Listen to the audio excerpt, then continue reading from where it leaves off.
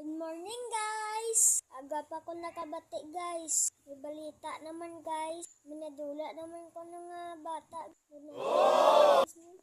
Pero mayo bantay sarado akong mama. Muna hindi nakalustang kidnapper. Kaya akong mama, sobra pas dragon. Bantay. Muna gani mga parents. Huwag ko bantay sa inyo mga kabataan. Na hindi madula. Daan subong kariit. Labi na sa kadisite. Please maging secured kita. Labi na sa mga atong kabataan. Para sa kaedad ko. Hindi magwa sa eskwelahan. Kung wala pa ang masugat. Kung may masugat gidman. Dapat be sure. Inyo mama kag papa. Dapat ang masugat. Kung hindi nyo pamili. Palihog. Hindi gid mag-upod.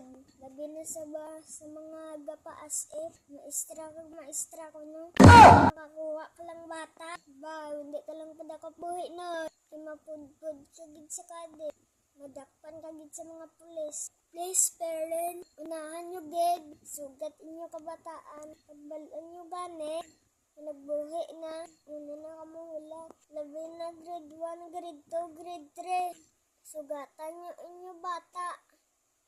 Secure nyo nga kamo gid masugat. Amo lang na ma-advise ko din ni kanan. Naging dragon. Naging alerto. Naging awareness. Vigilant. Na kabataan na. Mga kaedad ko. Babe. Kaya amo lang na. Karon naman tabulag anay. Kay bago lang ko bugtaw. Later. Bye bye guys.